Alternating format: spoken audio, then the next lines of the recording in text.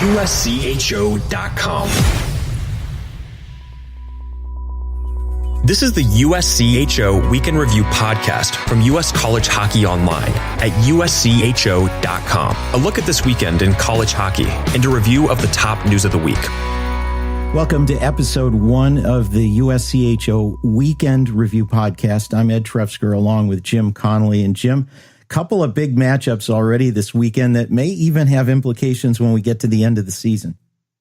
Yeah, I mean, the one that stands out to me is obviously a big upset out in Ann Arbor, and that was Vermont, a 5-2 win on Saturday night over the University of Michigan. We don't know what type of implications that'll have until we see what type of a season Vermont has. But, the expectations going in was that was a middle to lower tier team in Hockey East. But it proves the wealth of a good goaltender. 48 saves for Stefanos Lukas, a huge game for him. Kevin Snedden said after the game, not a very good defensive game on either side. But the fact of the matter was his goaltender, Lukas, was the difference maker. So that was a big game. That was one of those games that I kind of had my eye on from the start when Vermont jumped out 2-0 early. But to find a way to win that game on the road as a single game out in Michigan to start your season, obviously that's a really good start for the University of Vermont. Michigan got 2 first-place votes in the preseason USCHO.com poll. I expect to see the Wolverines near the top as things go forward, and certainly Mel Pearson will straighten things out from that. But I guess that's part of the problem, and having a game like this on opening night of the season, not using the weekend for an exhibition, that really makes you susceptible for things, particularly because teams have had a chance, especially with the rule change this year, on 4 hours of practice with coaches each week from the beginning of classes. That's made a difference in schools getting their systems together and getting all that worked out. But your first game like that, you're just not yet in game shape. I mean, we see it every year. There's almost one game or one series that really stands out to us as a kind of a huge upset. And it really does come down to whether the team was ready to go, whether the team's systems were in place, whether the power play was working, whether the penalty kill was working, defensive coverage, which seems to have been the biggest issue for Michigan in that game. So, it does, I go back to the old days where when I was in the game and back in the early 90s, you got into camp in early October, you played an exhibition game 2 weeks in, and then you started your season 3 weeks in. Here, it might feel the same, but the number of hours with the coaching staff still, even though it's been increased, is not what it would be if you had basically 2 weeks before your first exhibition game and 3 weeks, full weeks of practice. So you almost expect to see this. I don't think that Mel Pearson's team will, kind of mosey along the season. I think this is a good Michigan team. That's a Frozen Four team from a year ago. They started slow last year too, if you remember. So the ability to get back on track is now what they have to focus on. One game shouldn't define your season, but if this it ends up being a loss to a bottom third team in the RPI, this might be one that you come back at the end of the season, kind of look at and say, oh boy, that was a big loss. Well, as if he didn't need to do it, he did it anyway. Bob Motzko certainly won over the Minnesota fans with a big weekend at home this past weekend against Minnesota Duluth. Yeah, the Saturday game, that's a game where you're on the road. It's a banner raising night for the Bulldogs, and you had to kind of subdue the atmosphere up in Duluth, and they did a good job there. They held an early lead and then held that almost all the way. It almost lasted the entire game, a 1-0 lead, but a late goal ended up making that a tie. But then there was no question the next night. I thought that last night, the Gophers were ready to go from the outset. They jumped out to a 3-0 lead. And from there, there was some tight moments when it got to 3-2. But I really thought that this Minnesota team was ready to go this weekend. I'm not saying that Duluth wasn't. I thought that this was one of those series where you kind of look at the team that was successful in getting 3 of the 4 points in the Gophers there, and they were the team that kind of did the job. They did their job in a great weekend. That's a big weekend of hockey for Minnesota, and obviously you're ushering out Don Lucia, you're bringing in Bob Motzko, and high expectations anyways for Bob Motzko, high expectations always for that program, but Bob Motzko and his team certainly delivered.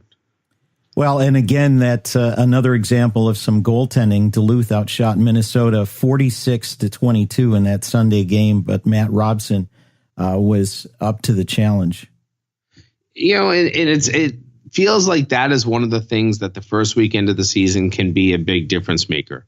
If you have a hot goaltender that we see it with Lekes out in Vermont, we see it Robson yesterday. When you can put those numbers together and have 40 plus saves in a game, it goes a long way. It helps your team a lot. It's not always going to result in a win, but when it does, it's even sweeter. Well, another game, another series we want to highlight has to do with Lake Superior State getting off to a great start.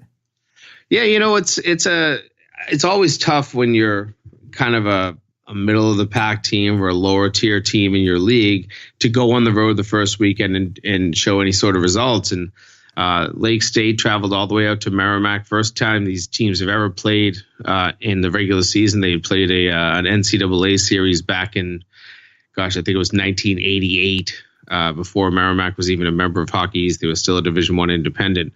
But they found ways to win those games. The first night, it was a wild game back and forth. They fell behind 2-0, found a way to tie it, got a 4-4 game late, and then scored in a penalty shot with 4 minutes left.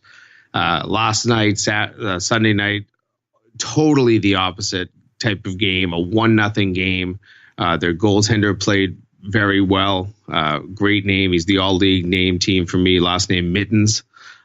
That's going to be one of the best goaltending names we're going to have out there, next to a couple of guys named Wall over in Hockey East. But to pull a shutout on the road, a 1-0 game, I think that's a sweep that'll get the confidence going. Conversely, for Merrimack, they're probably scratching their head saying, we didn't play badly. We actually played 2 really good games, and we have nothing to show for it. And when you have a first-year coach like Scott Borick in there, that's one of those things. You want to get that confidence building early in the season, and you didn't get anything out of a good weekend. Let's turn to Oxford, Ohio. Alabama Huntsville came in to take on the Red Hawks. Alabama Huntsville, everybody knows the story, and I think Mike Corbett has done a tremendous job of building that program back after near extinction and making it a competitive team in the WCHA, but it was a weekend of dominance by Miami. Yeah, it really was. And, you and I were talking off the air that, this is a Miami team that wants to just get off to a good start. They want to get kind of back into relevance. And this is a team that's, of many of the teams in the NCHC, this is the one that has felt like almost like the carnage of the league, where you have 8 really good hockey programs in there, and a couple of those programs have to falter every year to really have a top and a bottom of the league. And I think Miami has been that team that hasn't played horribly, but they've had a juggernaut of a schedule, and they've struggled to kind of get through that juggernaut. And to start the season with the sweep, whether it's against Alabama Huntsville or Michigan, it doesn't matter. You've got 2 wins under your belt. You did them in decisive and convincing fashion, and you walk into next weekend with a little bit more confidence, and that's a big part of it. Yeah, they outshot the Chargers 83-29 on the weekend, so that's pretty dominant offensively. That's very dominant. Those type of numbers are the ones that Rico Blasi is going to want to see for this team. He has a lot of confidence in what his team can do. It's always the execution that is, what coaches and teams struggle with. So when you're putting up those types of shots in a weekend series, if you can continue to do stuff like that, you're going to be successful. We wanted to mention a nice moment that happened after a game. Union beat Army West Point 4-1 at Union this past Saturday. It was a non-conference game, a little closer than the 4-1 score might indicate, but a moment after the game that really shows you a lot about Coach Brian Riley and the character of the Army team. Yeah, if people remember the story from a few weeks ago of Mark Adams, he's an alum of Providence. He was part of that 2015 championship team. He died suddenly Not a lot has come out as to what happened, but except I think the obituary said a medical condition. But it was obviously a tragedy for that family. And his brother Jack is a forward at Union. And after the game, despite losing on the road, Army's coach, Brian Riley, who you and I both know really well, and this shows a lot about his character, but it's the character we know he has, had called Jack over and had every single one of his players kind of give an extra handshake, give a little hug, give a pat on the back for some encouragement. That even though the fact that Army lost that game, that kind of makes it a win for them. You reached out, you helped a guy when he's down, and to go along with it, Adams had a goal and assist in that game himself. So obviously being back on the ice, I've read some stories about him since the death of his brother, and he said the most important thing about a week ago was just to get back to campus, to get grieving was important, but to get out of the grieving and get into more of the hockey helps him, and I think that will help him going forward. Obviously, he played a great game, and he knows at this point he has the support of at least 21 cadets down at West Point. Couple other quick mentions before we wrap up this first episode of USCHO Weekend Review. First ever 2-0 start for Arizona State, hosting Alaska on the weekend, and 2 shutouts over the weekend, too. A program still looking for a conference and hoping for an arena very soon, but a great start for Arizona State to get off that quickly. Yeah, fantastic start. And obviously, Alaska, that's a bit of a challenging trip. That's a long road down, basically as far south as you can go in the college hockey universe. I guess Alabama, Huntsville is probably a longer trip, but nonetheless, Alaska makes that trek, and they go down, and they got it handed to them. They lost both games via shutout. Joey DeCord, his dad, Brian, kind of a well-known goaltender out here in the New England region. But Joey goes and posts back-to-back shutouts to start his season. And listen, I believe that Arizona State will open more eyes this year than they have any year past. And I know they've had some good decisive wins, upsets in past years. They've taken some very good teams. I think at Boston University last year, they took them to the brink in a 4-3 game. It's a tough building to play in right now, Oceanside Arena down there in Tempe. I don't know where the Oceanside part comes from, but it's just one of those buildings that's kind of a closet, and you feel kind of claustrophobic playing in it. And they will get a new arena soon, but for right now, they're taking advantage of that home ice, and I think they're going to be a scary team. And they've loaded their schedule up with some very tough opponents throughout the year, and I think that everybody that goes into that building this year really should be aware that it's not going to be 2 easy games. There's no such thing as easy points from these guys. This is an Arizona State team ready to play. One other matchup we'll mention before we wrap things up, I do want to mention Colorado College heading up to Alaska Anchorage. 2 programs trying to continue to elevate. Obviously, Mike Haviland trying to get out of the basement of the NCHC for CC. And new coach Matt Curley trying to improve things at Alaska Anchorage after a couple or more than a couple of down seasons up there. Yeah, I have heard a lot about Colorado College and the fact that they're an improved team. They brought in a massive recruiting class, and I think their roster right now probably has 30 or more players on it. I'm sure there's some creative scholarshiping going on there at CC, but a very good start to get that win. Then they aren't able to complete the sweep, but you got to believe that this team will turn it around. Again, this goes back to what we were talking about with Miami, where somebody has to finish last in that NCHC. I don't believe it's going to be Colorado College this year, but you've got to find that roadmap to where the wins are going to come from, because you have so many good teams in that league right now. Basically, everybody was either ranked or received votes in the preseason national polls. So I think that CC is on the rise. And then you talk about Anchorage. That's a program that's going to have its challenges, much like Alaska Fairbanks. because, just recruiting up there is difficult. But when you look at some of the commitments that are coming in, they're winning some recruiting battles, and that's important. So it's continuing those wins, and having a fresh young coach up there is probably a big advantage, in terms of what they're trying to accomplish. But it's going to be a long road. But getting a weekend split for both teams, getting one win on that weekend probably means a lot. Well, Jim, as we go forward on this podcast, USCHO Weekend Review, we'll be looking at a few things. Most of the time, this will come out on Sunday night. Sometimes there'll be Sunday night games that'll push it to Monday morning so we can get them all in.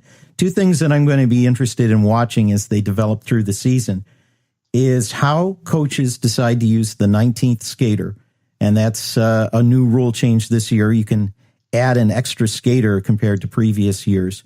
And as I looked through just this weekend's box scores, some teams used an extra defenseman, some an extra forward. I'm going to be intrigued on how coaches make use of that and how they use that strategically. And the other thing that I'm going to be looking at as we go forward is slashing. That's a point of emphasis this year, and a much more stricter standard on slashes. And we'll see if that shows up as more of a penalty call or whether teams adjust. So I'll be interested in seeing how those go. Yeah, with regard to the line change, I think there's totally two different schools of thought.